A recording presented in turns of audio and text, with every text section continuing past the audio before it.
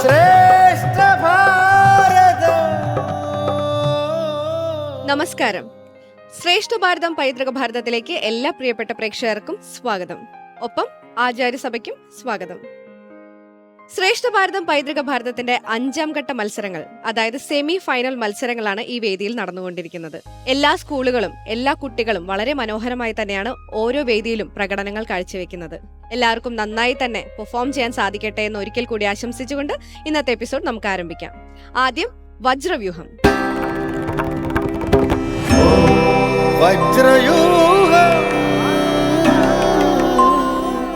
അങ്ങനെ വജ്രവ്യൂഹത്തിനായിട്ട് നമ്മുടെ വേദി ഒരുങ്ങിക്കഴിഞ്ഞിരിക്കുകയാണ്. ഇനി നമുക്ക് ആരെയാ വേണ്ടത്? നമ്മുടെ കുട്ടികളെ. അപ്പൊ നമുക്ക് ആദ്യത്തെ ടീമിനെ സ്വാഗതം ചെയ്യാം. ശബരിഗിരി സ്കൂൾ, പുനലൂർ.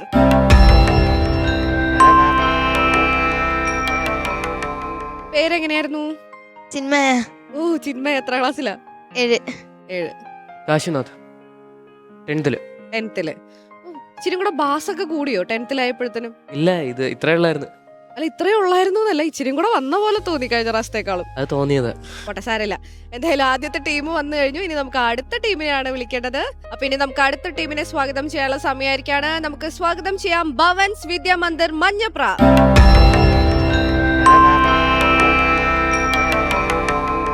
പേര്? ശ്രീദേവ് പി സുധീഷ്. എത്രാം ക്ലാസ്സിലാ? 8. ആര്യ കെ 10. ഇദ്ദേഹം ക്വിസിൽ ആദ്യമായിട്ടാണ് വരുന്നത് അല്ലേ? നമ്മുടെ ഇവിടെ മുമ്പ് ഡ്രാമയിൽ വന്നിട്ടുണ്ട്. ആരായിട്ടായിരുന്നു വന്നിട്ടുണ്ടായിരുന്നത്? അയ്യപ്പനായിട്ട്. അതെ. അപ്പൊ ആദ്യമായിട്ട് ക്വിസിൽ വന്നു. എന്താ ക്വിസിൽ വരാൻ കാരണം ഇപ്രാവശ്യം? ചേച്ചി പോയപ്പോ സ്ഥിരമായിട്ടൊരു പാർട്ട്ണർ ഉണ്ടായിരുന്നു പുള്ളിക്കാരത്തേക്ക്. അദ്ദേഹം പോയപ്പം കേറി വന്നാണല്ലോ. ഞാൻ വിചാരിച്ചു ഇനി ഇത്രയും നാള് അഭിനയ കഴിവുകൾ പുറത്തെടുത്തു, ഇനി ഇച്ചിരി ബുദ്ധിപരമായിട്ടുള്ള കാര്യങ്ങളും കൂടെ തെളിയിക്കാന്ന് വിചാരിച്ചു. അതല്ല, കുഴപ്പമില്ല. ഏതാണെങ്കിലും നമ്മളുടെ അടുത്ത് എന്ത് ടീച്ചേഴ്സ് പറയുന്നത് നമ്മൾ ചെയ്തിരിക്കും അല്ലേ? എട്ടം വല്ല നോക്കാതെ ചെയ്തിരിക്കും. ചെയ്യണം. ഓക്കെ, നന്നായി പഠിച്ചിട്ടുണ്ടല്ലോ. രണ്ടു കൂട്ടരും ഫുൾ പ്രിപ്പയർഡ് ആണ്. റൗണ്ടിന്റെ റൂൾസ് പറയട്ടെ. അപ്പൊ ഭഗവത്ഗീതനെ ബേസ് ചെയ്തിട്ടുള്ള ഒരു ക്വിസ് റൗണ്ടാണിത്. 2 കൂട്ടർക്കും അധ്യായങ്ങൾ ഏതൊക്കെയാണ് പഠിക്കേണ്ടതെന്ന് പറഞ്ഞു തന്നിട്ടുണ്ട്. അതിനെ ബേസ് ചെയ്തിട്ട് 5 ചോദ്യങ്ങളാണ് ഓരോ ടീമിന്റെ അടുത്തും ചോദിക്കുക. ഓരോ ക്വസ്റ്റ്യനും 4 ഓപ്ഷൻസ് വീതം ഉണ്ടായിരിക്കും. ഉത്തരം പറയാൻ 30 സെക്കൻഡും ഉണ്ടായിരിക്കും. ടൈമർ സ്റ്റാർട്ട് ചെയ്തതിന് ശേഷം മാത്രമേ ഉത്തരം പറയാൻ പാടുള്ളൂ. പിന്നെ ശരി ഉത്തരം നൽകി കഴിഞ്ഞാൽ 10 പോയിന്റ് കിട്ടും. തെറ്റുത്തരാണെങ്കിൽ -പോയിന്റ് ഇല്ല. പാസ് ചെയ്യാൻ പറ്റില്ല. എന്തായാലും ഒരു ഉത്തരം പറഞ്ഞേ പറ്റൂ. എല്ലാം ക്ലിയർ ആണോ? All set? അപ്പൊ ഇനി ചോദ്യം ചോദിക്കാനുള്ള ആളെയും കൂടെ വരണ്ടേ? വിളിക്കാം. ലക്ഷ്മി ടീച്ചർ.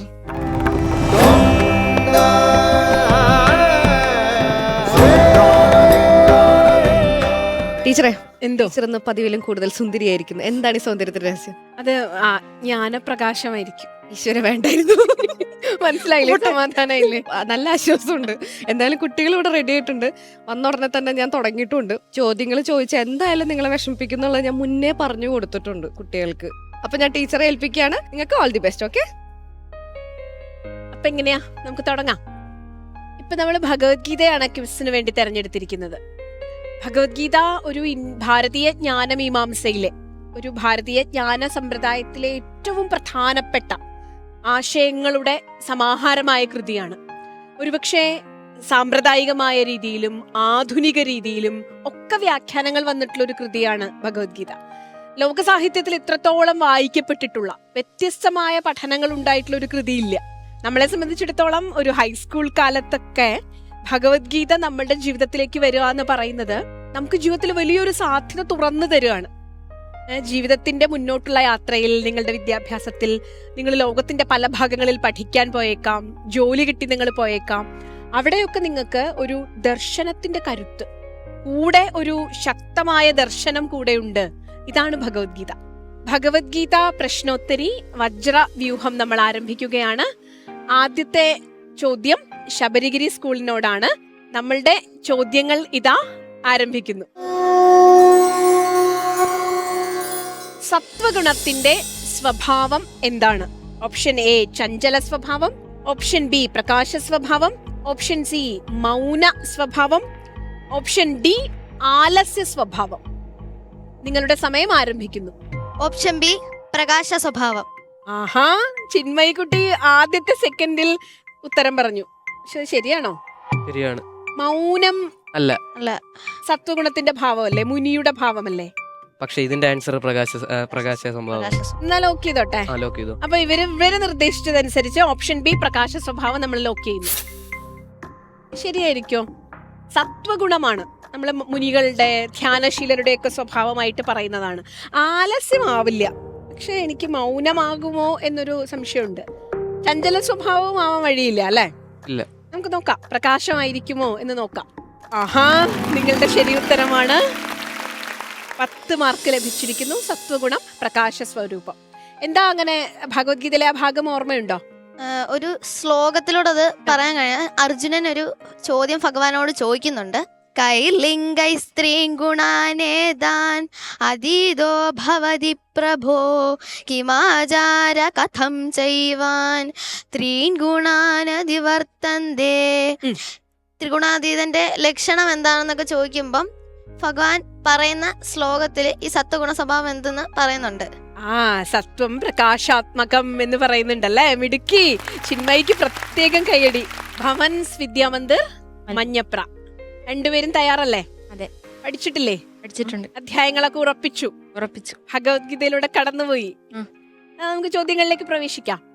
ഭവൻസ് വിദ്യാമന്ദിർ മഞ്ഞപ്ര, വജ്രവ്യൂഹത്തിൽ ആദ്യത്തെ ചോദ്യം. താഴെ പറയുന്നവയിൽ ഭഗവാന്റെ അഷ്ടപ്രകൃതികളിൽ ഉൾപ്പെടുന്നവ ഏതെല്ലാം? ഓപ്ഷൻ എ മനസ്സ് ബുദ്ധി, ഓപ്ഷൻ ബി സത്വം രജസ്, ഓപ്ഷൻ സി ജ്ഞാനം വൈരാഗ്യം, ഓപ്ഷൻ ഡി സത്യം ധർമ്മം. ഭഗവത്ഗീത വാക്യമനുസരിച്ച് ഭഗവാന്റെ അഷ്ടപ്രകൃതികളിൽ ഉൾപ്പെടുന്നവ ഏതൊക്കെയാണ്? നിങ്ങളുടെ സമയം ആരംഭിക്കുന്നു. എ മനസ്സ് ബുദ്ധി. എ മനസ്സ് ബുദ്ധി. ധൈര്യപൂർവ്വം ലോക്ക് ചെയ്യാമോ? ഉറപ്പ്? ഉറപ്പാണ്. മറ്റു ഓപ്ഷനെ കുറിച്ച് ആലോചിക്കുന്നില്ല? ഇല്ല. എന്നാ ഒന്ന് ലോക്ക് ചെയ്തേക്കാം. ഓപ്ഷൻ എ മനസ്സ് ബുദ്ധി നമ്മൾ ലോക്ക് ചെയ്യുന്നു. ഇത് ഏത് ഭാഗത്താന്ന് ഓർമ്മയുണ്ടോ? ഏത് ഭാഗത്താ ഈ ഭിന്ന പ്രകൃതിരഷ്ടഥ എന്ന് പറയുന്നത്?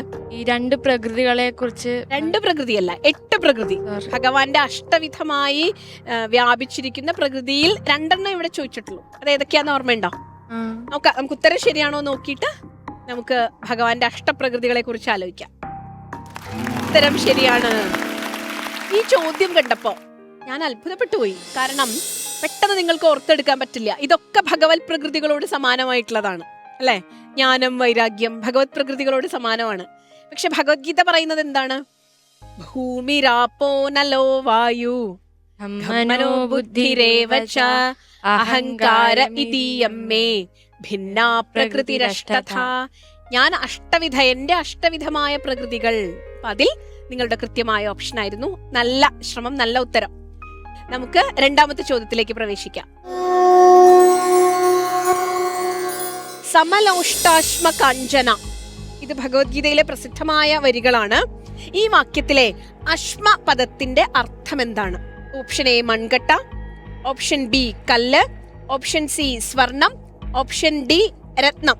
നിങ്ങളുടെ സമയം ഇവിടെ ആരംഭിക്കുന്നു. കല്ലാണോ മൺകട്ടയാണോ? ആലോചിക്കൂ, വേഗം ആലോചിക്കൂ. ചേട്ടനോ ചിന്മയിക്കുട്ടിയോ? വേഗം തീരുമാനിച്ചു പറയൂ. സമയം കഴിയുന്നു. പറയൂ, ടെൻഷൻ ആവാതെ വേഗം ലോക്ക് ചെയ്യൂ. ഓപ്ഷൻ ബി കല്ല്. ഓപ്ഷൻ ബി കല്ല്. സമയമില്ലാത്തതുകൊണ്ട് ഇനി ഒന്നുമില്ല, ലോക്ക് ചെയ്യുന്നു. ഓക്കെ, ധൈര്യപൂർവ്വം നമ്മൾ ലോക്ക് ചെയ്തു. നോക്കാം ഏതാണ് ശരിയായ ഉത്തരം. ബി ആണോ? ടെൻഷൻ ഉണ്ടോ? ചേട്ടൻ പറ, നീ പറ. എനിക്കറിയത്തില്ല. ചേട്ടൻ അറിയില്ലേ? മൺകട്ടയാണോ കല്ലാണോ? മൺകട്ടയാണോ കല്ലാണോ എന്ന് നമുക്കത് ഇപ്പൊ അറിയാം. രണ്ടിനും ഏതാണ്ടൊക്കെ സമാന സ്വഭാവവും ഉണ്ട്. അതുകൊണ്ട് മൺകട്ടയാണോ, അശ്മശബ്ദത്തിന് മൺകട്ടയാണോ കല്ലാണോ എന്ന് ഇപ്പൊ പറഞ്ഞു തരും. നോക്കാം. യെസ്, ഉത്തരം ശരിയാണ്. 10 മാർക്ക്. രണ്ടാമത്തെ ചോദ്യത്തിലേക്ക് കടക്കാം. രണ്ടാമത്തെ ചോദ്യം. മായാമേതാം തരന്തി തേ. ആർക്കാണ് മായയെ തരണം ചെയ്യാനാകുന്നത്? ഓപ്ഷൻ എ മായാരഹിതമായ മനസ്സുള്ളവൻ, ഓപ്ഷൻ ബി ഭഗവാന്റെ ഗുണങ്ങളെ വർണ്ണിക്കുന്നവൻ, ഓപ്ഷൻ സി ഭഗവാനെ ശരണം പ്രാപിക്കുന്നവൻ, ഓപ്ഷൻ ഡി ലോകാനുഭവങ്ങളെ ത്യജിക്കുന്നവൻ. നിങ്ങളുടെ സമയം ആരംഭിക്കുന്നു. സി ഭഗവാനെ ശരണം പ്രാപിക്കുന്നവൻ. ഉറപ്പ്. ഉറപ്പ്. ഭഗവാന്റെ ഗുണങ്ങളെ വർണ്ണിക്കുന്നവൻ ഒരു സാധ്യതയാണ്. ഉറപ്പ്. നമ്മൾ ലോക്ക് ചെയ്യുന്നു. ഓപ്ഷൻ സി ഭഗവാനെ ശരണം പ്രാപിക്കുന്നവൻ. ഭഗവാന്റെ മായ മമ മായ ദുരത്യയ, എന്റെ മായ തരണം ചെയ്യാൻ വലിയ ബുദ്ധിമുട്ടാന്നാ ഭഗവാൻ പറയുന്നത്. പക്ഷെ ഒരാൾക്ക് തരണം ചെയ്യാൻ പറ്റും. അതാരാ നോക്കാം. ഉത്തരത്തിലേക്ക് നോക്കാം. ഭഗവാനെ ശരണം പ്രാപിക്കുന്നവൻ 10 മാർക്ക്. ഇതിൽ ലോകാനുഭവങ്ങളെ ത്യജിക്കുന്നവൻ, ഇതൊക്കെ ഒരു സാധ്യതയാണ്. പക്ഷെ ഭഗവാൻ കൃത്യമായി പറയുന്നു, എന്നെ ശരണം പ്രാപിച്ചാൽ, അതായത് ഭഗവാനെ ആശ്രയിച്ചാൽ നിങ്ങൾക്ക് മായയെ തരണം ചെയ്യാൻ സാധിക്കും. നമുക്ക് അടുത്ത ചോദ്യത്തിലേക്ക് പോവാം. നിങ്ങളുടെ 3ാമത്തെ ചോദ്യം. ചോദ്യം ഇതാണ്: തമോ ഗുണം മനുഷ്യനെ ഏതു രീതിയിലാണ് ബന്ധിക്കുന്നത്? ഓപ്ഷൻ എ ആലസ്യം കൊണ്ട്, ഓപ്ഷൻ ബി കർമ്മനിരതത്വം കൊണ്ട്, ഓപ്ഷൻ സി അതിസാഹസികത കൊണ്ട്, ഓപ്ഷൻ ഡി രോഗങ്ങൾ കൊണ്ട്. നിങ്ങളുടെ സമയം ആരംഭിക്കുന്നു. ഓപ്ഷൻ എ ആലസ്യം കൊണ്ട്. ഓപ്ഷൻ എ ആലസ്യം കൊണ്ട്. ലോക്ക് ചെയ്തോളൂ. തമോ ഗുണമാണ്. നന്നായി ആലോചിക്കണം. കർമ്മനിരതത്വമാവാം, രോഗങ്ങളാവാം. ആലസ്യം കൊണ്ട്. ലോക്ക് ചെയ്യാൻ പോകുന്നു. ധൈര്യമായിട്ട് ലോക്ക് ചെയ്യുന്നു. നിങ്ങളുടെ ഉറപ്പാണ് എന്റെയും ലോക്ക്. ഉറപ്പ്. അപ്പൊ നമ്മൾ ഓപ്ഷൻ എ ആലസ്യം കൊണ്ട്. ആലസ്യം കൊണ്ട് ലോക്ക് ചെയ്യുന്നു. ശരിയായിരിക്കുമോ? തമോ ഗുണമാണ്. സത്വഗുണം, രജോ ഗുണം, തമോ ഗുണം. ഇതിൽ തമോ ഗുണത്തിന്റെ സ്വഭാവം എന്താണെന്ന് നന്നായി ആലോചിച്ചിട്ടല്ലേ ലോക്ക് ചെയ്തത്. അപ്പൊ ശരിയായിരിക്കുമോ നോക്കാം. ഉത്തരം ശരിയാണ്. 10 മാർക്ക്. നിങ്ങളുടെ 3ാമത്തെ ചോദ്യം. അത് പൂരിപ്പിക്കാനാണ്. ഡാഷ് അക്ഷര ഉച്യത്തെ. അക്ഷരപുരുഷനെ നിർവചിക്കുന്ന ലക്ഷണം ഏതാണ്? ഓപ്ഷൻ എ നിന്ദാരഹിതൻ, ഓപ്ഷൻ ബി സാത്വികൻ, ഓപ്ഷൻ സി അവ്യവസ്ഥിതൻ, ഓപ്ഷൻ ഡി കൂടസ്ഥൻ. നിങ്ങളുടെ സമയം ആരംഭിക്കുന്നു. ഡി കൂടസ്ഥൻ. ഡി കൂടസ്ഥൻ. ആദ്യത്തെ സെക്കൻഡിൽ പറഞ്ഞ ഉത്തരം. വേണമെങ്കിൽ തിരുത്താം, സമയമുണ്ട്. വേണ്ട. വേണ്ട. ധൈര്യപൂർവ്വം, നിശ്ചയപൂർവ്വം ഓപ്ഷൻ ഡി കൂടസ്ഥൻ ധൈര്യത്തോടെ മഞ്ഞപ്ര സ്കൂളിൽ ലോക്ക് ചെയ്യുന്നു. ഓർമ്മയുണ്ടോ ആ ഭാഗം? അങ്ങനെയാണോ? ഇപ്പൊ സാത്വികോ അക്ഷര ഉച്യത എന്നല്ല, അവ്യവസ്ഥിതോ അക്ഷര ഉച്യത എന്നല്ല. നോക്കാം, കൂടസ്ഥോ അക്ഷര ഉച്യത എന്നാണോ ശരിയായ ഉത്തരമെന്ന് നമുക്ക് നോക്കാം. ഉത്തരം ശരിയാണ്. കൂടസ്ഥോ അക്ഷര ഉച്യത്തെ. ഭഗവത്ഗീത വാക്യം അനുസരിച്ച് കൃത്യമായ ഉത്തരം 10 മാർക്ക്. ശബരിഗിരി സ്കൂളിനോടുള്ള 4ാമത്തെ ചോദ്യം. വിമുക്തോ അമൃതമശ്നുതേ. ആരാണ് അമൃതാനന്ദം അനുഭവിക്കുവാൻ യോഗ്യനായിട്ടുള്ളത്? വിമുക്തി എന്ന ഭാവത്തെ പ്രാപിച്ച് അമൃതാനന്ദം അനുഭവിക്കാൻ ആരാണ് യോഗ്യൻ? ഓപ്ഷൻ എ അഗ്നിഹോത്രം ചെയ്യുന്നവൻ, ഓപ്ഷൻ ബി തീർത്ഥയാത്ര നടത്തുന്നവൻ, ഓപ്ഷൻ സി ആരോഗ്യമുള്ളവൻ, ഓപ്ഷൻ ഡി ഗുണങ്ങളെ തരണം ചെയ്യുന്നവൻ. നിങ്ങളുടെ സമയം ആരംഭിക്കുന്നു.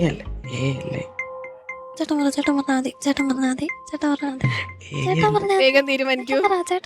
ഞാൻ പറഞ്ഞോളാം. എ അല്ലേ? എനിക്ക് അറിയത്തില്ല. ഡി ആണെന്ന് എനിക്ക് തോന്നുന്നത്. അറിയില്ല. വേഗം ലോക്ക് ചെയ്യൂ. സമയം കഴിയുന്നു. രണ്ടുപേരും ഒരു തീരുമാനത്തിലെത്തൂ. വേഗം പറയൂ. സമയം കഴിയുന്നു. സമയം കഴിഞ്ഞാൽ കാര്യമില്ല. ഓപ്ഷൻ എ അഗ്നിഹോത്രം ചെയ്യുന്നവൻ. ഓപ്ഷൻ എ അഗ്നിഹോത്രം ചെയ്യുന്നവൻ ലോക്ക് ചെയ്തിരിക്കുന്നു. രണ്ടുപേർക്കും ഒരു കൺഫ്യൂഷൻ ഉണ്ടായിരുന്നോ? ചിന്മയി കുട്ടിക്ക് ഏതാന്നാ തോന്നിയത്? എനിക്ക് ഡൗട്ട് ഉണ്ട്. ഏതാന്നാ ഡൗട്ട് തോന്നിയത്? ആരാണ് അമൃതാനന്ദം അനുഭവിക്കാൻ യോഗ്യ? അഗ്നിഹോത്ര ഗുണങ്ങളെ ഗുണാതീതനാണോ എന്നൊരു സംശയം ഉണ്ടല്ലേ. അപ്പൊ ഗുണാതീതനാണോ അഗ്നിഹോത്രം ചെയ്യുന്ന ആളാണോ അമൃതത്വത്തെ പ്രാപിക്കുന്നതെന്ന് നമുക്ക് നോക്കാം. അത് തെറ്റായ ഉത്തരവാണ്. അപ്പൊ ഏതായിരിക്കും ശരി? നിങ്ങൾക്കറിയോ? ഈ ഗുണങ്ങളെ തരണം ചെയ്യുന്നവൻ. ഗുണങ്ങളെ തരണം ചെയ്യുന്നവൻ എന്ന് അവര് പറയുന്നു. നോക്കാം. ഓപ്ഷൻ ഡി ഗുണങ്ങളെ തരണം ചെയ്യുന്നവൻ. ഗുണാനേതാൻ അതീത്യത്രീൻ. ഈ 3 ഗുണങ്ങളെയും തരണം ചെയ്തുകൊണ്ട്. അപ്പൊ നമുക്ക് മാർക്കില്ല, നമ്മൾ തെറ്റിപ്പോയി.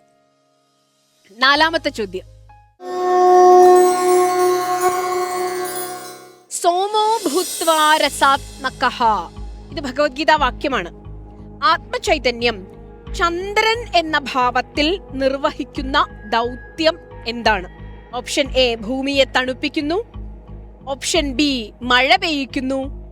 ഓപ്ഷൻ സി ഔഷധികളെ പോഷിപ്പിക്കുന്നു. ഓപ്ഷൻ ഡി പ്രകാശം പരത്തുന്നു.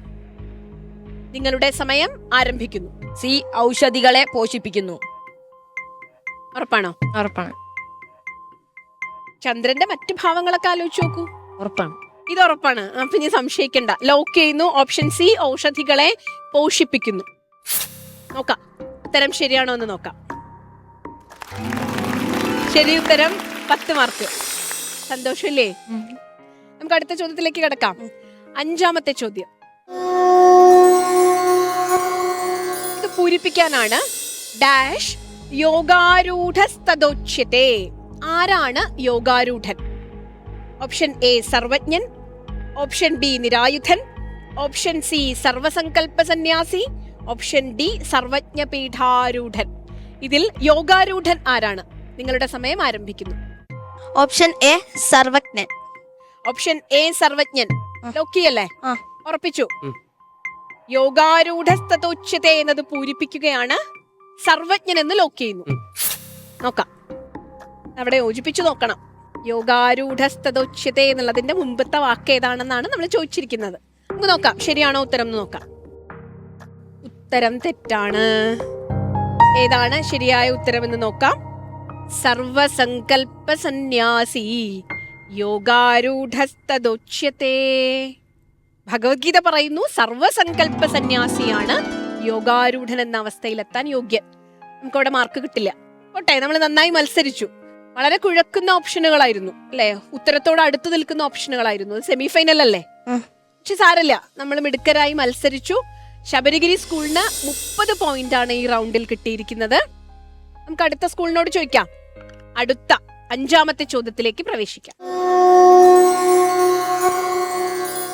അഹം അവിടെ പൂരിപ്പിക്കുക. ഭൂത്വാ പ്രാണിനാം ദേഹമാശ്രിതഃ.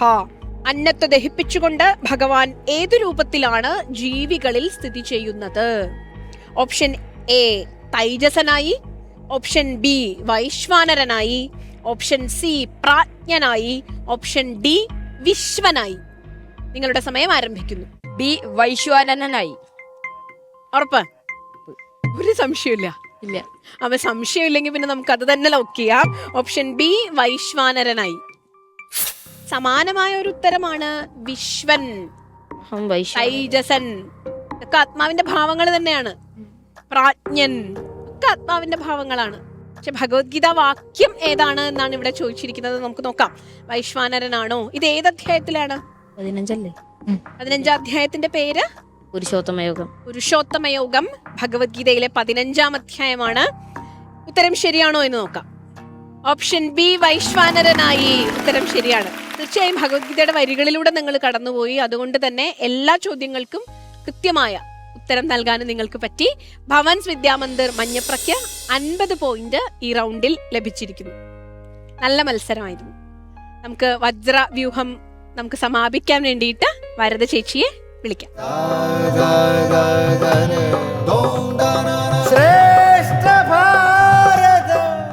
കുഴപ്പമില്ല, ചില ദിവസങ്ങൾ ഇങ്ങനെയാണ് അല്ലേ? 2 ചോദ്യത്തിന് ഉത്തരം പറയാൻ പറ്റില്ലെങ്കിൽ കുഴപ്പമില്ല, നമുക്ക് ഇനി റൗണ്ടുകൾ ഉണ്ടല്ലോ അല്ലേ?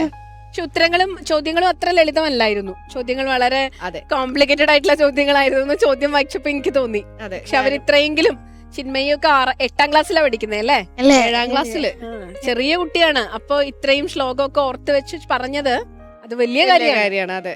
അപ്പൊ നമ്മൾ കാണുന്ന ഓഡിയൻസിന് ഇതൊക്കെ അറിയാലോ. ഇത്രയും കൊച്ചുകുട്ടി ഇത്രയും പഠിച്ചു വന്നല്ലോ.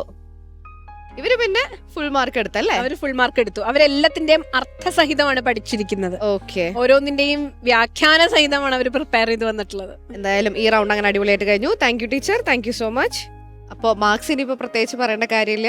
നിങ്ങൾക്ക് 50ഉം നിങ്ങൾക്ക് 30 കിട്ടിയിരിക്കുന്നത്. ഇനി നിങ്ങളുടെ ഒരു പെർഫോമൻസ് ടോട്ടൽ എങ്ങനെ ഉണ്ടായിരുന്നു നമുക്ക് ആചാര്യസഭയുടെ അടുത്ത് ചോദിക്കാം.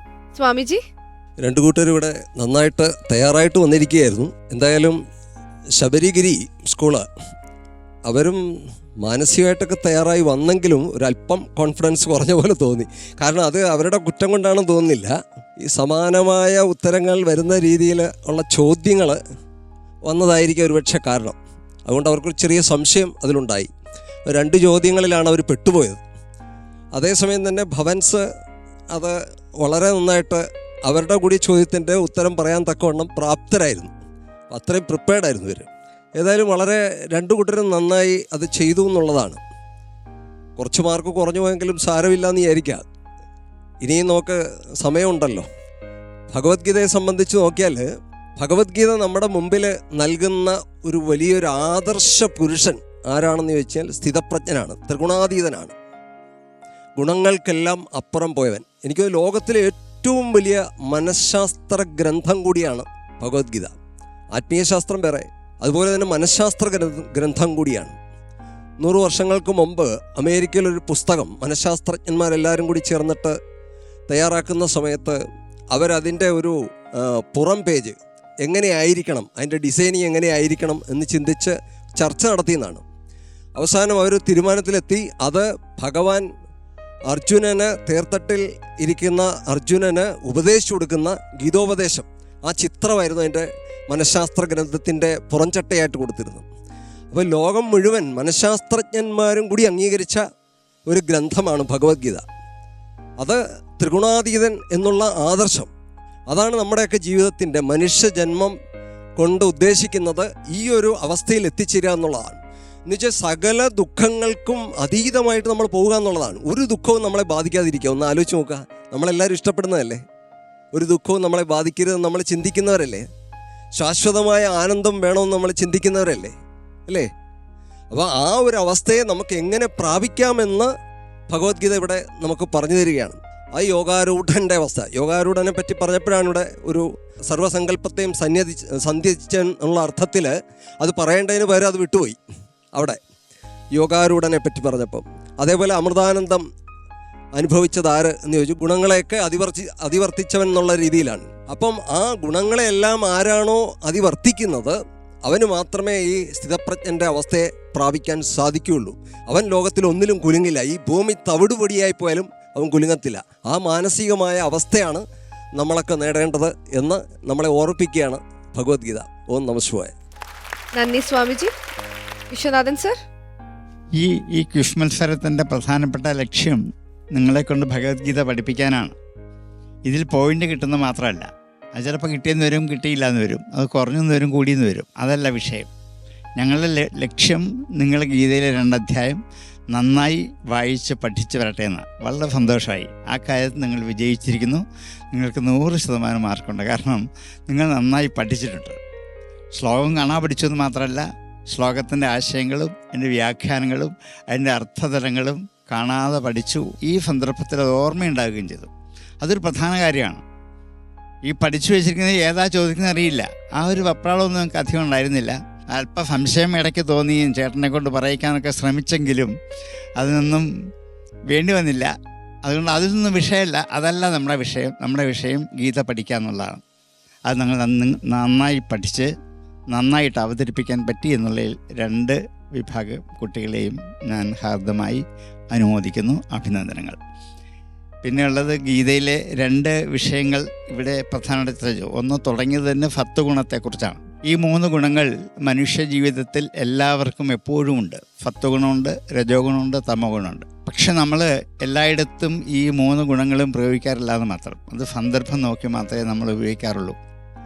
ഇപ്പോഴൊക്കെ ഇവിടെ വന്നിരിക്കുമ്പോഴൊക്കെ ഇത്രയും സമയം എല്ലാവരും 10 ഗുണപ്രധാനികളാണ്. കാരണം ബാക്കിയൊന്നും വരില്ല, ക്ഷോഭം വരില്ല, മറ്റൊന്നുമില്ല. പക്ഷെ ഇതിനെ പുറത്തിറങ്ങുമ്പം ഇതൊക്കെ അങ്ങ് മാറും. ഇതൊക്കെ അങ്ങ് മാറിയിട്ട് നിങ്ങളുടെ അടുത്ത സ്വഭാവം രജോ ഗുണം നിങ്ങളുടെ ഉള്ളിൽ കാണാൻ പറ്റും. കാരണം പരസ്പരം പഴി പറയുക, ആക്ഷേപം പറയുക, അത് തെറ്റിപ്പോയി, ഇത് ശരിയായില്ല, ഇത് രജോ ഗുണത്തിൻ്റെ ഒരു ആധിക്യം കൊണ്ടാണ്. അതും കഴിഞ്ഞ് വീട്ടിൽ ചെല്ലുമ്പോൾ തനി സ്വഭാവം കാണും. അതാണ് തമോ ഗുണം. ഇതെല്ലാവരിലും ഉണ്ട്.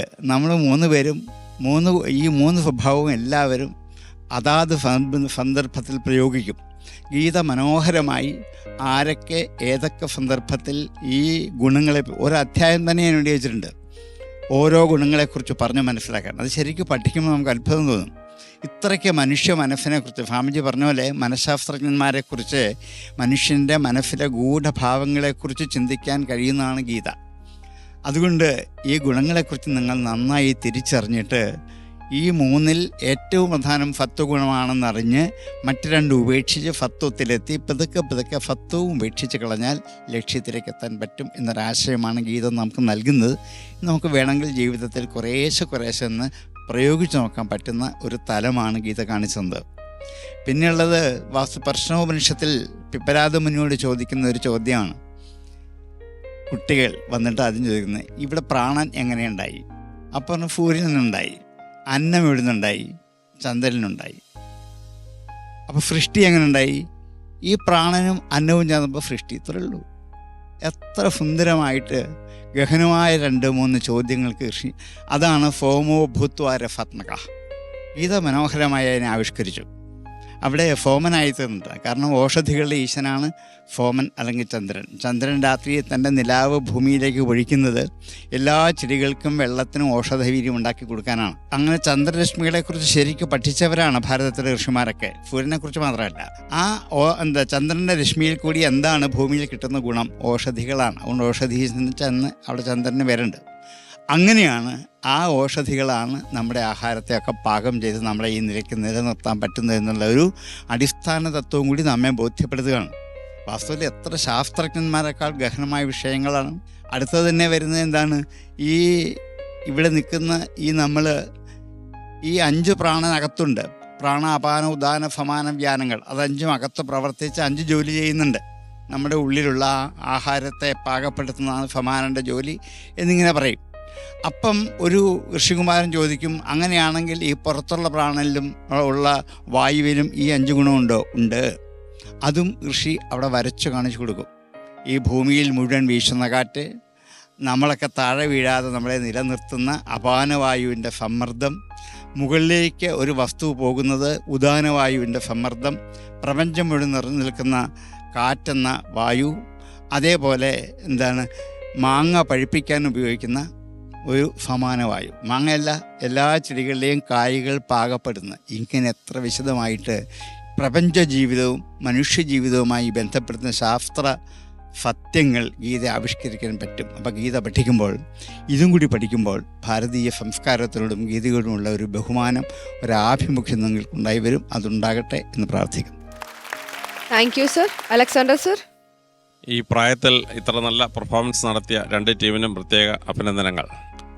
ഭഗവത്ഗീത തുടങ്ങുന്നത് ഒരു സൂയിസൈഡ് പോയിന്റിലാണ്. അർജുനൻ സൂയിസൈഡ് പോയിന്റ് നിൽക്കുമ്പോൾ അദ്ദേഹത്തെ അതിൽ നിന്ന് മോചിപ്പിക്കാനാണ് ഭഗവത്ഗീത പറയുന്നത്. അർജുനൻ ആർജിച്ച കഴിവുള്ളവനാണ്, അതുകൊണ്ടാണ് അർജുനായത്. പക്ഷെ ഉന്നത്തിൽ അമ്പയക്ക 10,000 പേരെ തോൽപ്പിക്കുക, ഇതൊക്കെയാണ് അദ്ദേഹം ആർജിച്ച കഴിവ്, ഫിസിക്കൽ പവറാണ്. പക്ഷേ ഭഗവത്ഗീതയുടെ 18 അധ്യായം അവസാനിക്കുമ്പോഴേക്കും മോക്ഷ സന്യാസ യോഗത്തിലെത്തിക്കുകയാണ്. ഇത്രയും ആർജിച്ച കഴിവുള്ള അർജുനൻ 4 കഴിവുകൾ കൊടുക്കുകയാണ്: കർമ്മയോഗം, രാജയോഗം, ജ്ഞാനയോഗം, ഭക്തിയോഗം. അപ്പോൾ ആ 4 യോഗങ്ങളിലൂടെ അദ്ദേഹത്തിന് ആർജിച്ചു കൊടുത്തപ്പം അദ്ദേഹം പരമകാഷ്ഠയിലെത്തി. 18 അധ്യായമുള്ള ഭഗവത്ഗീത അവസാനിക്കുമ്പോൾ മോക്ഷ സന്യാസ യോഗമാണ്. ബ്രഹ്മചാര്യം, ഗാർഹസ്ഥ്യം, വാനപ്രസ്ഥം കഴിഞ്ഞ് സന്യാസത്തിലെത്താണ് ഇഹലോക ജീവിതത്തിൽ. എന്നാൽ ഇഹലോക ജീവിതത്തിൻ്റെ ഏറ്റവും വലിയ ലക്ഷ്യം മോക്ഷം പ്രാപ്തിയാണ്. അപ്പോൾ ആ മോക്ഷപ്രാപ്തി മോക്ഷ സന്യാസ യോഗത്തിൽ കൊണ്ട് എത്തിച്ചിരിക്കുകയാണ്.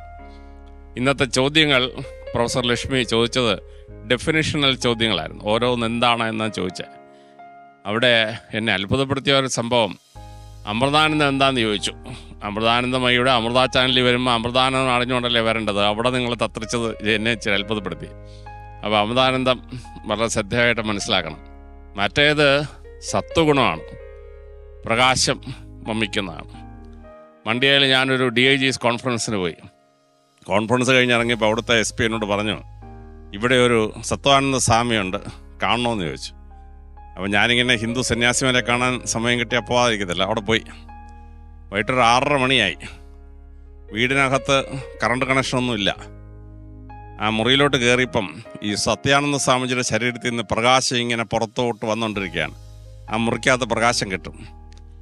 അപ്പോൾ ആകാശത്ത് നിന്ന് ഈ പ്രകാശഗോളങ്ങൾ പതുക്കെ ഇങ്ങനെ താപ്പോട്ട് വന്ന് വീടിനകത്തോട്ട് കയറുക. അപ്പോൾ ഓസ്ട്രേലിയയിൽ നിന്നൊരു മദാമ്മ വന്നിരുന്നു ഇത് കാണിക്കാൻ വേണ്ടി. അവൾ പറഞ്ഞു, ഇത് ഫ്രോഡാണ്, ഞാനിപ്പോൾ തെളിയിച്ചു തരാം, ഇത് മസ്മരിസമൊക്കെ മനുഷ്യജീവനോടെ പറ്റുള്ളൂ, ഞാൻ ക്യാമറയിൽ ഇത് പിടിക്കാൻ പോകുമെന്ന് പറഞ്ഞു. ആ മദാമ്മ ഇത് ക്യാമറയെ പിടിച്ചപ്പോൾ അവൾ അത്ഭുതപ്പെട്ടു പോയി. It is real. കാരണം ഈ സൂര്യപ്രകാശം ഗോളങ്ങളായ മുറിയിൽ വന്ന് സന്യാസിയുടെ ശരീരത്തിലോട്ട് കയറുന്നത് ക്യാമറയെ ആ മദാമ്മ എനിക്ക് എൻ്റെ വീഡിയോയിൽ അയച്ചു തന്നു. അപ്പോൾ ഈ സത്വഭാവത്തിൽ വരുമ്പോൾ പ്രകാശം പുറത്തേക്ക് വരുമെന്നുള്ളത് ഭഗവത്ഗീതയെ പറയുന്നത് റിയൽ ആണെന്ന് ഞാൻ എൻ്റെ കണ്ണുകൊണ്ട് കണ്ടതുകൊണ്ട് മാത്രം ഞാൻ വിശ്വസിച്ചു. അപ്പോൾ ഇവിടുത്തെ ഓരോ ഡെഫിനിഷനും വളരെ ഭംഗിയായിട്ട് മനസ്സിലാക്കി ഈ പ്രായത്തിൽ ഇത്ര ഭംഗിയായിട്ട് പെർഫോം ചെയ്ത രണ്ട് ടീമിനും എൻ്റെ അഭിനന്ദനങ്ങൾ. Thank you sir. ടീച്ചർ? എനിക്ക് ഇവരുടെ ഒരു അപഗ്രഥിക്കാനുള്ള കഴിവിനോട് വലിയ അത്ഭുതം തോന്നുന്നു. ഈ കുട്ടികള് ചെറിയ കുട്ടിയാണ് ചിന്മയൊക്കെ, പക്ഷേ അവരുടെയൊക്കെ ഉള്ളിലുള്ള ഒരു ആശയമുണ്ടല്ലോ. അവര് കേവലം ഭഗവത്ഗീതയുടെ പൂരിപ്പിക്കുക എന്നുള്ള വാക്ക് പൂരിപ്പിക്കുകയല്ല. സത്വഗുണം എന്ന് പറഞ്ഞാൽ ലൈറ്റ് എന്ന് പറയുന്ന ഭൗതിക അർത്ഥമല്ല എന്ന കുട്ടികൾക്കറിയാം. മറിച്ച് അത് പ്രപഞ്ചത്തെ മുഴുവൻ, ജ്ഞാനം പ്രകാശമാണ്, അറിവ് പ്രകാശമാണ്, ഭക്തി പ്രകാശമാണ്, വിനയം പ്രകാശമാണ്, ചിരി പ്രകാശമാണ്, ഒരാളുടെ മനസ്സിന് സാന്ത്വനം കൊടുക്കുന്നത് പ്രകാശമാണ്. അപ്പൊ അത് ഭൗതികമായ ലൈറ്റ് എന്ന രൂപത്തിലല്ലെന്നും അത് ഹൃദയത്തെ നിറയ്ക്കുന്ന ആനന്ദാവസ്ഥയാണ് പ്രകാശം എന്ന് പറയുന്നതെന്നും ഈ കുട്ടികൾക്ക് മനസ്സിലായി എന്നുള്ളത്. ആ പചാമ്യന്നം ചതുർവിധം എന്ന് പറഞ്ഞിടത്ത് 4 തരത്തിൽ നാം ഭക്ഷണം കഴിക്കുന്നു എന്ന് പറഞ്ഞപ്പോ അവര് പെട്ടെന്ന് അതെന്താണ് ഖാദ്യം ലേഹ്യം എന്ന ഭക്ഷണത്തിന്റെ നാം കഴിക്കുന്നതിന്റെ 4 ഭാവങ്ങളെ അവര് പറഞ്ഞു. അപ്പൊ ഭഗവത്ഗീതയുടെ അന്തരാർത്ഥങ്ങളിലേക്ക് കടക്കാൻ ഈ കുട്ടികൾക്ക് സാധിച്ചിട്ടുണ്ട്. അതിന് പ്രത്യേകം അഭിനന്ദനം. Thank you teacher. അപ്പോൾ നല്ല അഭിപ്രായങ്ങൾ തന്നെയാണ് രണ്ട് ടീമുകൾക്കും കിട്ടിയിരിക്കുന്നത്. മാർക്സും ഓൾറെഡി നിങ്ങൾക്ക് കിട്ടിക്കഴിഞ്ഞു. ഇനിയിപ്പോൾ നമുക്ക് എന്താ ചെയ്യാൻ പറ്റുക? ഇനി വരുന്ന റൗണ്ടുകളിൽ നന്നായിട്ട് പെർഫോം ചെയ്തിട്ട് കൂടുതൽ മാർക്ക് വാങ്ങിക്കുക അല്ലേ? സെമി ഫൈനൽസ് ആണ്, ഇനി നേരെ ഫൈനലിലേക്കാണ് പോകേണ്ടത്. അപ്പം മാക്സിമം ശ്രമിക്കുക, മാക്സിമം മാർക്സ് വാങ്ങിക്കുക കേട്ടോ. അപ്പോൾ അങ്ങനെ വജ്രവ്യൂഹം ഇവിടെ അവസാനിക്കുകയാണ്. ഇനി നമുക്ക് പോകാം മകരവ്യൂഹത്തിലേക്ക്.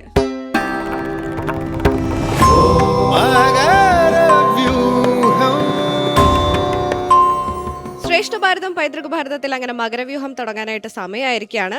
ആചാര്യസഭയിൽ നമ്മുടെ മുരളിച്ചേട്ടൻ ജോയിൻ ചെയ്തിട്ടുണ്ട്. അദ്ദേഹത്തെ ആദ്യം സ്വാഗതം ചെയ്യാം. സ്വാഗതം ചേട്ടാ. ഇനി നമുക്ക് വേണ്ടത് കുറച്ച് കഥാപാത്രങ്ങളാണ് ഈ വേദിയിലേക്ക്. അപ്പൊ അതിനു വേണ്ടിയിട്ട് നമുക്ക് നമ്മുടെ കുട്ടികളെ സ്വാഗതം ചെയ്യണം. ഇന്നത്തെ ഈ വേദിയിലേക്ക് നമുക്ക് സ്വാഗതം ചെയ്യാം ചിന്മയ വിദ്യാലയ കാസർഗോഡ്.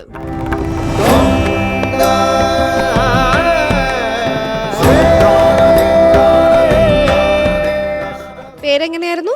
മാളവിക. എത്രാം ക്ലാസ്സിലാ? 12th standard. 12th. Malavika 12th standard. ഓഹോ, മാളവിക സ്ക്വയർ. കഥാപാത്രം? യുധിഷ്ഠിരനും പാഞ്ചാലിയും അല്ലേ?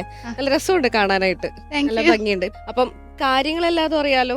സെമി ഫൈനൽ ആയതുകൊണ്ട് നന്നായിട്ട് പ്രാക്ടീസ് ഒക്കെ ചെയ്തിട്ടുണ്ടല്ലോ. അപ്പൊ നമുക്ക് തുടങ്ങിയാലോ? അടിച്ചു പൊളിക്കാം അല്ലേ? Okay, all the best. Thank you. യഥോധർമ്മസ്തോ ജയഃ. ഗാന്ധാരി മാതാവിന്റെ ആശീർവചനങ്ങൾ യാഥാർത്ഥ്യമായി.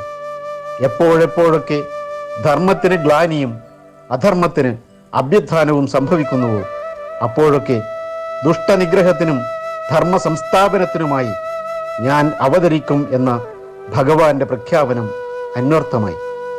ഉണ്ടചോറിന് നന്ദി കാണിക്കാൻ അധർമ്മപക്ഷത്തിൽ നിന്നും അടരാടിയ മഹാരഥന്മാരെല്ലാം നിശേഷം നിലംപതിച്ചുകൊണ്ട് കൗരവപ്പടയുടെ സമ്പൂർണ്ണ പരാജയത്തോടെ മഹാഭാരത യുദ്ധം അവസാനിച്ചു. കുരുക്ഷേത്ര യുദ്ധഭൂമിയിൽ നിന്നും ധർമ്മത്തിന്റെ വിജയകാഹളം മുഴങ്ങി. ഹസ്തിനപുരിയിലാകെ ആഹ്ലാദ സമുദ്രം അലയടിച്ചു. യുധിഷ്ഠിര മഹാരാജാവിന്റെ പട്ടാഭിഷേകത്തിനുള്ള ഒരുക്കങ്ങളിൽ മുഴുകിയിരിക്കുകയാണ് രാജ്യം.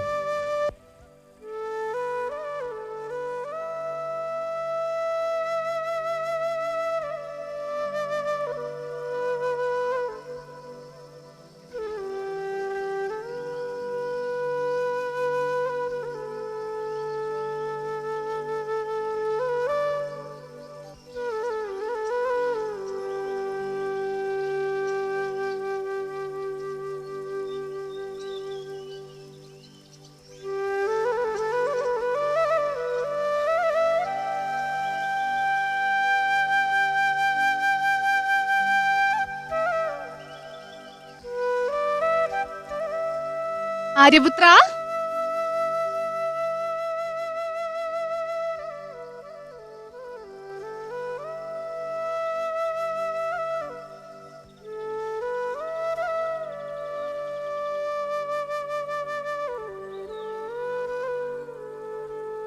ആര്യപുത്ര,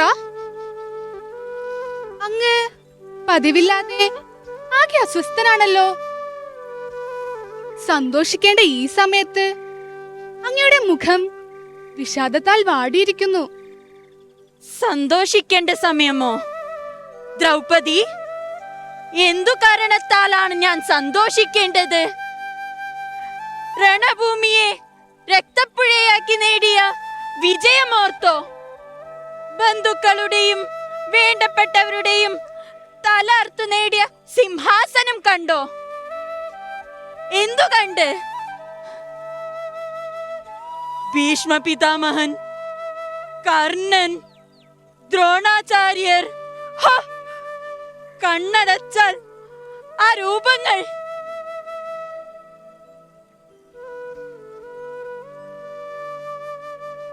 ആര്യപുത്ര, അരുത്. ഈ വിധമുള്ള വാക്കുകൾ അങ്ങേ പോലുള്ള ധീരയോദ്ധാക്കൾക്ക് ഒട്ടും ഭൂഷണമല്ല. യുദ്ധഭൂമിയിൽ എതിരു നിൽക്കുന്നവർ ശത്രുക്കൾ. അവരുടെ മരണത്തിൽ അങ്ങയുടെ ദുഃഖം ഒട്ടും ഉചിതമല്ല.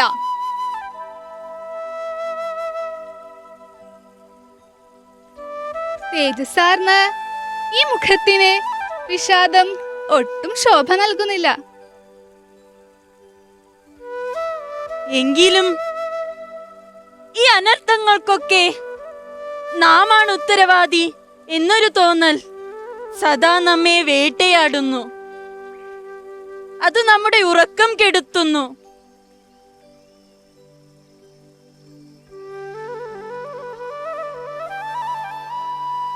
ആര്യപുത്ര, എന്തിനീ അനാവശ്യ ചിന്തകൾ? ദ്രൗപദി, ഈ അനർത്ഥങ്ങൾക്കൊക്കെ ഭവതിയും ഒരു പരിധിവരെ കാരണക്കാരിയല്ലേ? അനർത്ഥങ്ങളോ? നാമോ? അങ്ങ് എന്താണ് ഈ പറയുന്നത് രാജൻ?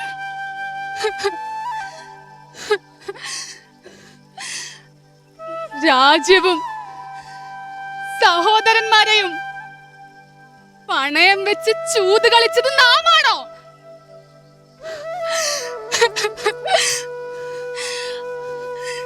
ധർമ്മപത്നിയായ എന്നെ പോലും അങ്ങ് പണയം വെച്ചില്ലേ?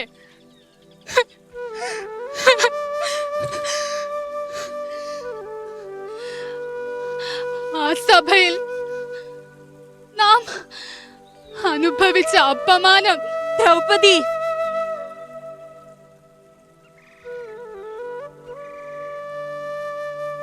ഭഗവാൻ വാസുദേവന്റെ കാരുണ്യം ഇല്ലെങ്കിൽ മതിയാക്കൂ പാഞ്ചാരി, മതിയാക്കൂ. മനസ്സോടെ അല്ലെങ്കിലും 5 പേരുടെ ഭാര്യയാകേണ്ടി വന്ന സ്ത്രീയാണ് നാം. എന്നിട്ടും ഇന്നോളം ആരോടും ഒരു പരാതിയും പറയാതെ അങ്ങയോട് എപ്പോഴെങ്കിലും എന്തെങ്കിലും സ്നേഹക്കുറവ് നാം കാട്ടിയിട്ടുണ്ടോ?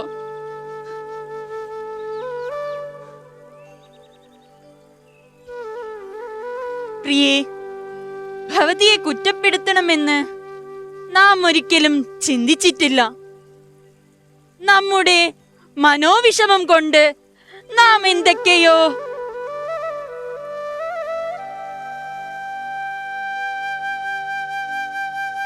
ആര്യപുത്ര, നാമും അങ്ങയെ കുറ്റപ്പെടുത്തിയതല്ല. അങ്ങയുടെ സങ്കടം കണ്ടു നിൽക്കാൻ ഈയുള്ളവൾക്കാകുന്നില്ല.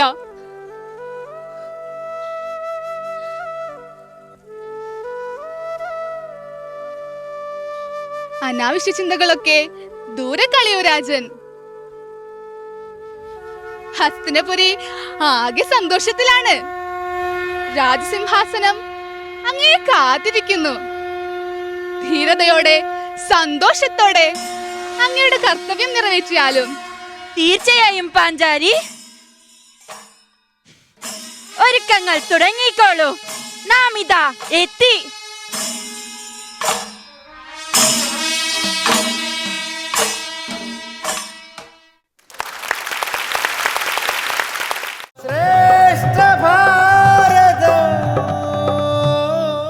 എങ്ങനെയുണ്ടായിരുന്നു ചെയ്തിട്ട്? കുഴപ്പമില്ല കുഴപ്പമില്ല. രണ്ട് മാളവികമാരും ഹാപ്പിയാണ്. ഹാപ്പി. നേരെ നമുക്കിനി അവരുടെ അടുത്ത് ചോദിക്കാം അല്ലേ? സ്വാമിജി നമസ്കാര. അവര് തിരഞ്ഞെടുത്ത സന്ദർഭം അനുയോജ്യമായിട്ട് തോന്നുന്നുണ്ട്. എന്നാൽ ഈ ഒരു അഭിഷേകം നടക്കുന്ന സമയത്ത് യുധിഷ്ഠിരൻ്റെ ദുഃഖം ആ പാഞ്ചാലിയുമായിട്ടുള്ള അല്ലെങ്കിൽ ദ്രൗപദിയായിട്ടുള്ള ബന്ധം കൊണ്ട് പെട്ടെന്ന് അത് മാറുന്ന ഒരു സന്ദർഭം വരുന്നുണ്ടല്ലോ, അതിവിടെ കാണിക്കുന്നുണ്ട്. ഇവിടെ എനിക്ക് തോന്നുന്നത് ഈ മഹാഭാരത യുദ്ധം കഴിഞ്ഞ് ഏറ്റവും കൂടുതൽ ദുഃഖിച്ചത് യുധിഷ്ഠിരനായിരുന്നു. അത് പ്രത്യേകിച്ചും കർണൻ തൻ്റെ ജ്യേഷ്ഠനാണ് എന്ന് അറിയുന്ന നിമിഷം മുതലാണ് അദ്ദേഹത്തിൻ്റെ ദുഃഖം വളരെയധികം വർദ്ധിച്ചു കാണുന്നത്. അതേസമയം തന്നെ ഇതെല്ലാം അറിഞ്ഞിട്ട് അദ്ദേഹം ഇതെല്ലാം ഉപേക്ഷിച്ചു പോകാനും അല്ലെങ്കിൽ ജീവൻ തന്നെ അവസാനിപ്പിക്കാനും ഒക്കെ അത്രയും നിരാശയിൽ നിൽക്കുന്ന സമയത്ത് ശ്രീകൃഷ്ണൻ ഉപദേശിക്കുന്നുണ്ട്. അതൊന്നും ഏറ്റില്ല. മഹാത്മാക്കൾ പലരും ഉപദേശിക്കുന്നുണ്ട്. അതിനുശേഷം ശ്രീകൃഷ്ണ ഭഗവാൻ തന്നെ സരസയിൽ കിടക്കുന്ന ഭീഷ്മരെ കൊണ്ട് ഉപദേശിപ്പിക്കുകയാണ്.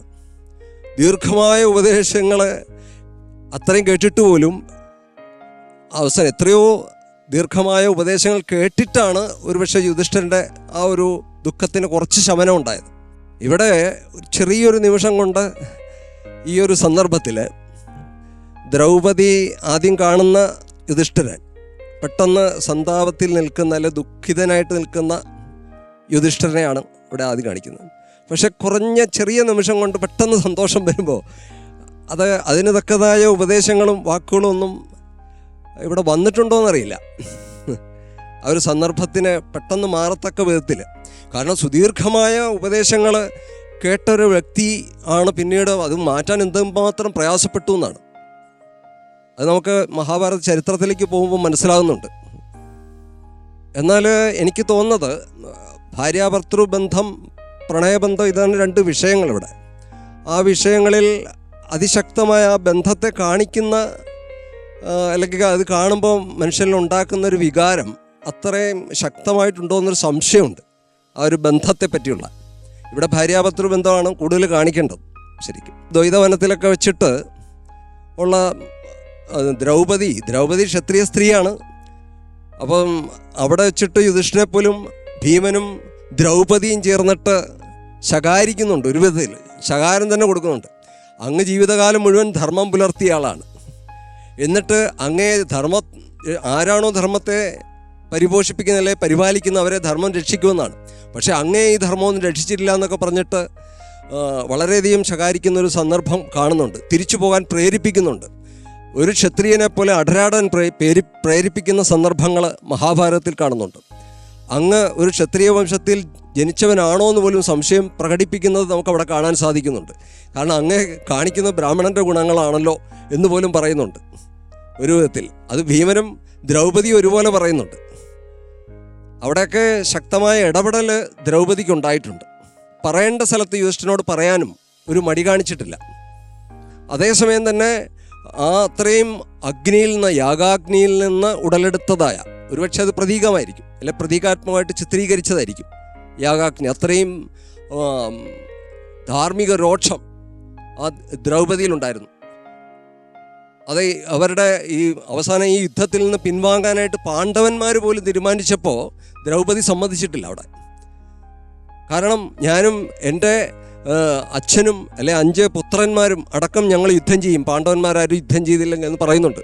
അവസാനം ഇത്രയും പ്രതികാരാഗ്നി ജ്വലിക്കുന്ന ദ്രൗപദി അവസാനം അശ്വത്ഥാമാവിൻ്റെ കേസിൽ വരുമ്പോൾ ആ കാരുണ്യം കാണിക്കുന്നുണ്ട്, ആ അശ്വത്ഥാമാവിൻ്റെ അമ്മയെ ഓർത്ത്.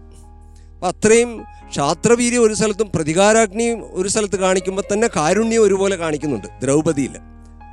അത് അത്തരം ഒരു സന്ദർഭം നമുക്ക് ഒരുപക്ഷെ കുറഞ്ഞ സമയം കൊണ്ടായിരിക്കാം, പക്ഷെ അതൊന്നും സൃഷ്ടിക്കാൻ, നമ്മുടെ മനസ്സിലേക്കൊരു ഇമ്പ്രഷൻ സൃഷ്ടിക്കണമെങ്കിൽ കുറച്ചുകൂടി ഒരു നല്ല ബന്ധം സൃഷ്ടിക്കുന്നൊരു സന്ദർഭം ഉണ്ടാക്കാമായിരുന്നു തോന്നി. ഏതായാലും വളരെ സന്തോഷമുണ്ട്. നിങ്ങൾ രണ്ടാളും നന്നായിട്ട് അഭിനയിച്ചിട്ടുണ്ട്. അഭിനന്ദനങ്ങൾ. നമസ്കാരം. നന്ദി സ്വാമിജി. വിശ്വനാഥൻ സർ. മഹാഭാരതത്തിലെ മനോഹരമായൊരു കഥാസന്ദർഭം തിരഞ്ഞെടുത്തത് നന്നായി. കാരണം അത് അധികം ആരും രംഗത്ത് അഭിനയിച്ച് കാണാത്ത ഒരു ഭാഗമാണ് ഈ രാജ്യാഭിഷേകത്തോട് ചേർന്നുള്ള ഈ സന്ദർഭം.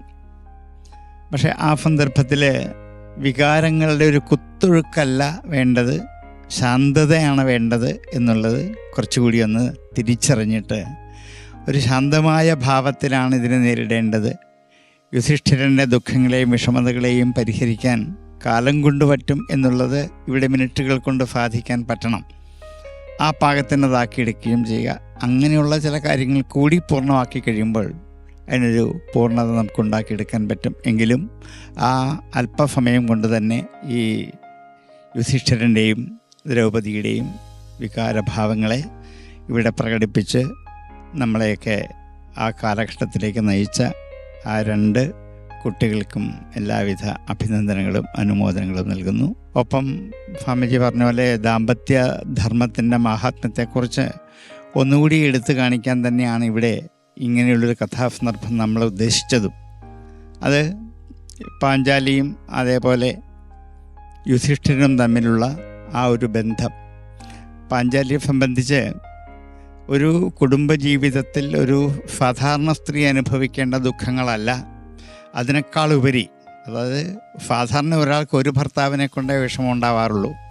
ഇതല്ല, 5 ഭർത്താക്കന്മാരെ ഒരേപോലെ സ്വീകരിക്കുകയും അവരുടെ കൂടെ ജീവിക്കുകയും അവർക്ക് സന്തോഷം നൽകുകയും ചെയ്യേണ്ട ഒരു വലിയ ബാധ്യത വാസ്തവത്തിൽ പാഞ്ചാലിയിൽ നിക്ഷിപ്തമാണ്. ആ കൃത്യങ്ങളൊക്കെ നിർവഹിക്കുന്നു ഒരു രാജകൊട്ടാരത്തിലാണ്.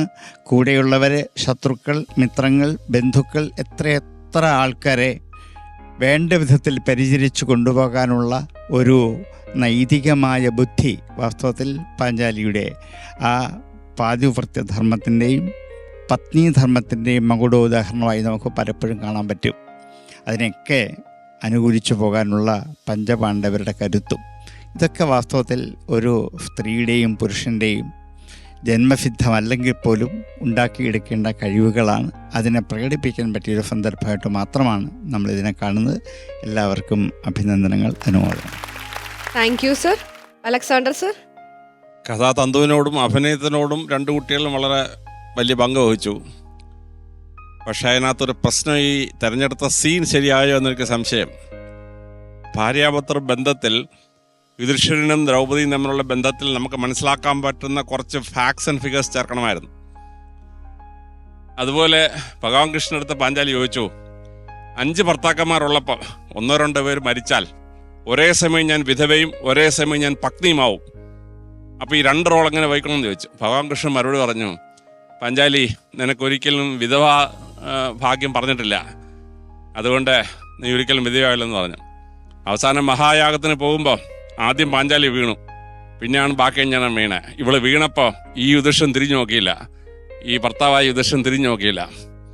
അപ്പം ഇങ്ങനെയുള്ള രംഗം പറയുമ്പോഴാണ് ഈ കേട്ടുകൊണ്ടിരിക്കുന്ന 18 ലക്ഷം പേർക്ക് അവരുടെ ഭാര്യാഭർത്തൃ ബന്ധത്തിൽ 1 ലക്ഷം ഡൈവോഴ്സ് കേസ് കേരളത്തിൽ ഇപ്പോൾ പെൻഡിങ്ങാണ്. അവർക്ക് അവരുടെ ഭാര്യാഭർത്തൃ ബന്ധത്തിൽ പാഞ്ചാലിയിൽ നിന്ന് പഠിക്കേണ്ട കുറേ പാഠം ഈ സ്കിറ്റിൽ ചേർക്കാമായിരുന്നു. എങ്കിൽ ഉഗ്രനായനായിരുന്നു. എങ്കിലും അഭിനയവും അവരുടെ അവതരണവും വളരെ ഭംഗിയായി. 2 കുട്ടികൾക്ക് അഭിനന്ദനങ്ങൾ. Thank you sir. Lakshmi ma'am. 2 മാളവികമാരാണ്. എനിക്ക് തോന്നുന്നു ഇനി സ്കൂളിലെ ടീച്ചർ ചോദ്യമൊക്കെ ചോദിക്കുമ്പോഴേ ആ ധർമ്മപുത്രൻ മാളവിക മറുപടി പറയൂ, പാഞ്ചാലി മാളവിക മറുപടി പറയൂ. നിങ്ങൾ അങ്ങനെ ആവട്ടെ. എനിക്ക് തോന്നുന്നേ ഈ ഭാര്യ ഭർത്താക്കന്മാരുടെ ഊഷ്മളത പ്രണയബന്ധത്തിൽ മാത്രമല്ല, അത് വാത്സല്യത്തിലുണ്ട്, അത് ചില കരുതലുകളിലുണ്ട്, ചില തിരുത്തലുകളിലുണ്ട്, ചിലപ്പോൾ ചില ദേഷ്യങ്ങളിലുണ്ടാവാം. അപ്പോ ഊഷ്മളത പ്രകടമാക്കാനുള്ള സാഹചര്യങ്ങൾ പലതാണ്. എനിക്ക് ചില സന്ദർഭങ്ങളിൽ ഈ സ്കെറ്റിൽ തോന്നിയത് ഒരു ഡയലോഗ് ഇങ്ങനെയായിരുന്നു, തേജസ്സാർന്ന ഈ മുഖത്തിന് ഈ വിഷാദം ഒട്ടും ശോഭിക്കുന്നില്ല. ഈ സമയത്ത് ഒരു വലിയൊരു ലാവണ്യമൊക്കെ കാണിച്ച്, കാരണം അവർ സംസാരിച്ചുകൊണ്ട് നിൽക്കുന്നത് അങ്ങനെയല്ല, പെട്ടെന്നൊരു വളരെ ഒരു പ്രണയഭാവത്തിലേക്ക് മാറുന്നു. അതുപോലെ തന്നെ ഞാൻ 5 ഭർത്താക്കന്മാരോടും സ്നേഹക്കുറവ് കാണിച്ചിട്ടുണ്ടോ? അതായത് യുധിഷ്ഠിരൻ അർജുനന് യുദ്ധത്തിന് മുൻപുണ്ടായ അവസ്ഥയാണ് യുധിഷ്ഠിരൻ ഇപ്പൊ ഉണ്ടായിരിക്കുന്നത്. എന്തിനായിരുന്നു ഈ യുദ്ധം? യുദ്ധം എന്ന് പറയുന്നത് ജയോയം അജയാകാരോ ജയസ്തസ്മാത് പരാജയ. ഇത് പരാജയമാണ് ഇപ്പൊ ഞങ്ങൾ അനുഭവിച്ചുകൊണ്ടിരിക്കുന്നത്. ജയത്തിന്റെ രൂപത്തിലുള്ള പരാജയമാണ് എന്ന് യുധിഷ്ഠിരൻ അങ്ങേയറ്റത്തെ ധർമ്മസങ്കടത്തിൽ നിൽക്കുമ്പോ പാഞ്ചാലിയെ പോലൊരു സ്ത്രീ ഇങ്ങനെ പറയാൻ പാടില്ല. ഞാൻ ആരോടെങ്കിലും സ്നേഹക്കുറവ് കാണിച്ചിട്ടുണ്ടോ? പാഞ്ചാലി അഗ്നിയാണ്. എത്ര ജീവിതാനുഭവങ്ങളിലൂടെ കടന്നു വന്ന ധീരയായ സ്ത്രീയാണ്. അവിടെ പാഞ്ചാലി കരയില്ല എന്നുള്ള കാര്യം ഉറപ്പാണ്. അവിടുത്തെ ഊഷ്മളത യുധിഷ്ഠിരനെ ധർമ്മമാർഗത്തിലേക്ക്, എവിടെയെങ്കിലും ഒരു ശങ്കയുണ്ടെങ്കിൽ നിങ്ങൾ ധർമ്മമാണ് ചെയ്തത് എന്ന് കരയാതെ ധീരതയോടെ പറയുന്ന പാഞ്ചാലിയെയാണ് നമുക്ക് സമൂഹത്തിന് കാണിച്ചു കൊടുക്കാനുള്ളത്. അപ്പോ ഈ ഊഷ്മളത നിലനിർത്തുന്നത് ഭർത്താവിന് തകർന്നു പോകുന്ന സന്ദർഭത്തിൽ, ഭർത്താവ് ഒന്ന് തളരുമ്പോ പൊക്കിയെടുക്കാൻ കഴിവുള്ളവളാണ് ഭാരത സ്ത്രീ. അപ്പൊ അങ്ങനെ ഒരു ഭാവം കൂടി കൊണ്ടുവന്നിരുന്നെങ്കിൽ, നിങ്ങൾ ഈ തിരഞ്ഞെടുത്തത് വളരെ നല്ല രംഗമാണ്, അതിന് കുറച്ചുകൂടി ഊഷ്മളത ഉണ്ടായേനെ. നന്നായിരുന്നു. Thank you ma'am. മുരളി ചേട്ടാ. യെസ്, നമസ്കാരം രണ്ട് കുട്ടികൾക്കും രണ്ട് മാളവികമാർക്കും. ആദ്യത്തെ ഓവർലാപ്പ് അത് നന്നായിരുന്നു, പറഞ്ഞത് ആരാന്ന് വെച്ചാൽ നന്നായിരുന്നു. അത് അവിടെ വന്ന മ്യൂസിക് നന്നായിരുന്നു. മ്യൂസിക് മോശം എന്നല്ല ഞാൻ പറയുന്നത്. ആ മ്യൂസിക് യുധിഷ്ഠിരനെ സഹായിക്കാൻ ഉതകുന്നതായിരുന്നില്ല എന്നാണ് എനിക്ക് തോന്നുന്നത്. യുധിഷ്ഠിരൻ്റെ, അതായത് ഇത് തുടങ്ങുന്നത് യുധിഷ്ഠിരൻ്റെ ഒരു മനസ്സംഘർഷത്തിൽ നിന്നാണ്. അദ്ദേഹം അനുഭവിക്കുന്ന മനസ്സംഘർഷമാണ് ഇതിൻ്റെ തുടക്കം എന്ന് പറയുന്നത്. അത് കുറേ കൂടിയും ആകാമായിരുന്നു. യുധിഷ്ഠിര മാളവികയോടാണ് ഞാനിത് പറയുന്നത്. കുറേ കൂടിയും വരാമായിരുന്നു. അതിന് ആ മ്യൂസിക് കുറച്ചുകൂടി നന്നാകാമായിരുന്നു, അതിന് അനുസരിച്ച് വരണമായിരുന്നു എന്നാണ് എനിക്ക് തോന്നുന്നത്. പിന്നെ അപ്പോൾ ഇതിങ്ങനെ മനസ്സിൽ വരികയാണ്, നമ്മൾ യുദ്ധം ചെയ്യുന്നത് ഇവരോടൊക്കെയാണ്, കൊല്ലുന്നത് ഇവരെയൊക്കെയാണ് എന്നുള്ള അതിൽ നിന്നാണ് എണീക്കുന്നത്, മനസ്സിലല്ലേ? അപ്പം ആ എണീറ്റപ്പോഴും കുറെ കൂടി ഇൻറ്റേർണലൈസ് ചെയ്യാമായിരുന്നു എന്നാണ് എനിക്ക് തോന്നുന്നത്. കുറെ കൂടി ആ വേദന, ആ സംഘർഷം കുറെ കൂടി ഇൻറ്റേർണലൈസ് ചെയ്യണം, അപ്പോഴേ നമുക്കത് കിട്ടുള്ളൂ, മനസ്സിലായി? ഇപ്പം മോളെ എണീറ്റു, നടന്നു വന്നു, 2 പ്രാവശ്യം അങ്ങോട്ടും ഇങ്ങോട്ടും നടന്നു എന്നുള്ളതേ ഉള്ളൂ. ഈ നടത്തം ഇത് നിങ്ങളുടെ പുറകിൽ വർക്ക് ചെയ്ത സംവിധായകനോ ആരാന്ന് വെച്ചാൽ അവർ തരുന്നത് ഇതിനാണ്. ഈ മനസ്സംഘർഷം എവിടെ ഇരുന്നിട്ട് ഇരിപ്പുറക്കുന്നില്ല, നടന്നു ഒരു സ്ഥലത്ത് പോയി അവിടെ നിന്ന് ഇപ്പുറക്കുന്നില്ല, ഇങ്ങോട്ട് നടന്നു ഇവിടെ ഉറക്കുന്നില്ല. അങ്ങനെ ഉള്ള സമയത്താണ് പാഞ്ചാലി വരുന്നത്. വന്ന് പിന്നെ ആ തുടക്കത്തിൽ ഈ മാളവികയോടാണ് അരിപുത്ര എന്നുള്ള വിളി, മനസ്സിലല്ലേ? അത് it was for me it was too loud. അത് കുറെ കൂടി ഒരു പ്രണയം വേണം അതിൽ. അരിപുത്ര എന്നല്ല, അത് അരിപുത്ര എന്നുള്ള ഒരു താഴ്ന്ന സ്ഥായിയിൽ വരണം അത്, മനസ്സിലായല്ലേ? അപ്പം അവിടെ തൊട്ടതിന് പ്രശ്നങ്ങൾ വരികയാണ്, മനസ്സിലായല്ലേ? പിന്നെ എന്താണ് സംഭവിച്ചതെന്ന് വെച്ചാൽ, നിങ്ങൾ രണ്ടുപേരും നടന്നു വന്നു, യു വർ സ്റ്റാറ്റിക് ദർ, മനസ്സിലല്ലേ? It was not going anywhere. ഒരു ഡയലോഗ് പറയുന്നു, രണ്ടടി പിന്നോട്ട് പോകുന്നു, 2 അടി സൈഡിലേക്ക് വരുന്നു, അങ്ങനെ ഇറ്റ് വാസ് നോട്ട് ഡെവലപ്പിംഗ്. അതുപോലെ തന്നെ ഈ മിസ്സിങ് കണക്ഷൻസ്. അപ്പോൾ ഇതിപ്പോൾ എന്ന് വെച്ചാൽ യുധിഷ്ഠിരൻ സംസാരിക്കുന്ന സമയത്ത് Draupadi should look at him, മനസ്സിലായില്ലേ? അതുപോലെ തന്നെ തിരിച്ചും ആ ഒരു കണക്ഷൻ പല സ്ഥലത്തും വിട്ടുപോയിരുന്നു. കുറെ കൂടി വരേണ്ടിയിരിക്കുന്നു, രണ്ടുപേരും കുറെ കൂടി കഥാപാത്രമാവേണ്ടിയിരിക്കുന്നു എന്നുള്ളതാണ്. റിഹേഴ്സൽ നന്നായിരുന്നു എന്നുള്ളത് എനിക്ക് മനസ്സിലാവാൻ കാരണം, നിങ്ങൾ ഡയലോഗ്സ് എല്ലാം തറവായിരുന്നു, അതൊക്കെ തറവായിട്ട് പോയി. നിങ്ങളുടെ മൂവ്മെൻറ്റ്സും തറവായിരുന്നു, അതുകൊണ്ട് അത് ഓക്കെയാണ്.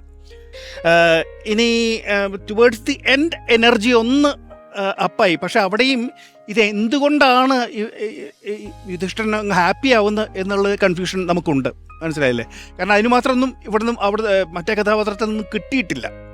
അപ്പോൾ അത് സ്ക്രിപ്റ്റിങ്ങിൻ്റെ പ്രശ്നമാണ്, നിങ്ങളുടെ പ്രശ്നമല്ലാതെ. പിന്നെ എൻഡ് അത് കഴിഞ്ഞോ എന്നുള്ളൊരു സംശയമാണ് നമുക്ക്, മനസ്സിലായില്ലേ? യെസ്, ഇത് ഫിനിഷ്ഡ് ആയി എന്ന് നമുക്ക് അറിയാൻ പറ്റുന്നില്ല, മനസ്സിലാകുന്നോ? ഇനിയും നിങ്ങൾ നാടകങ്ങളൊക്കെ ചെയ്യുന്ന സമയത്ത് ശ്രദ്ധിക്കേണ്ട ഒരു കാര്യം, ദ്രൗപദി ഈ യുധിഷ്ഠിരൻ്റെ ഇപ്പം എനിക്ക് കാണാൻ പറ്റിയതേ ഇല്ല. എന്താ കാരണം വെച്ചാൽ നിങ്ങൾ മാസ്ക് ചെയ്തിട്ടാണ് നിൽക്കുന്നത്. സോ യു നോ ദാറ്റ് ഇവിടെയാണ് യുധിഷ്ഠിരൻ നിൽക്കുന്നതെന്ന് അറിഞ്ഞു കഴിഞ്ഞാൽ കുറച്ച് ഇപ്പുറം വരണം, മനസ്സിലായി? So that everybody can see you. ഇപ്പോൾ ഇവിടെ നിന്നിരുന്ന് നോക്കുന്ന സമയത്ത് യുധിഷ്ഠിരൻ്റെ നേരെ ബാക്കിലാണ് ഏറ്റവും അവസാനത്തെ പോർഷനാണ് ഞാൻ പറയുന്നത്. അങ്ങോട്ട് പോയിട്ട് വന്ന് നിന്നില്ലേ, ആ പോർഷനിൽ നമ്മൾ എപ്പോഴും മാസ്ക് ചെയ്യാതെ നിൽക്കണം. അത് ബാക്കിലുള്ള ആക്ടർക്കേ പറ്റുള്ളൂ. അതെപ്പോഴും കുറച്ച് ഇപ്പുറം വന്ന് നിൽക്കണം. ഇത്രയൊക്കെയാണ് എൻ്റെ ഒരു സ്റ്റഡി എന്ന് പറയുന്നത്. Could have been better but നിങ്ങൾ നല്ല ട്രൈ ഔട്ട് നടത്തിയിട്ടുണ്ട്. നല്ല ആക്ടേഴ്സാണ്, ആക്ടേഴ്സ് ആവാൻ സ്കോപ്പുള്ള ആളുകൾ തന്നെയാണ്. Okay, thank you very much. Thank you Murali ചേട്ടാ. അപ്പോൾ കമൻസ് ഒക്കെ കിട്ടിക്കഴിഞ്ഞു അല്ലേ? ഇനിയിപ്പോൾ നമുക്ക് മാർക്സ് ചോദിച്ചാലോ? Swamiji, out of 10? 7. 7 out of 10. Viswanathan sir, out of 10? Out of 10 7 തന്നെ. Again 7. Lakshmi ma'am, out of 10 7. 7. Murali ചേട്ടാ, out of 20? Out of 20 15. 15 mark. 15 മാർക്കാണ് തന്നിരിക്കുന്നത്. ഈ ഒരു സെഗ്മെന്റിൽ അലക്സാണ്ടർ സാറ് മാർക്ക് തരുന്നില്ല. അപ്പോൾ നമുക്കിനി ടോട്ടൽ നോക്കിയാലോ? അപ്പോൾ ടോട്ടൽ 36 ഔട്ട് ഓഫ് 50 ആണ്. ഹാപ്പി? അത്ര ഹാപ്പി അല്ല അല്ലേ? കുഴപ്പമില്ല, നമ്മളുടെ ഈ സെമി ഫൈനലാണ്. നമ്മളെല്ലാം മാർക്സ് ഒക്കെ അത്രയും നോക്കി പിടിച്ചിട്ടൊക്കെയാണ്. എല്ലാ എലമെന്റ്സും കൂടി ചേർന്നാൽ മാത്രമേ മാർക്സ് കൊടുക്കുള്ളൂ. അങ്ങനെയാണ്. എന്തായാലും താങ്ക് യു. ഇനിയുള്ള റൗണ്ടുകളിൽ നമുക്ക് വീണ്ടും കാണാം. Thank you so much.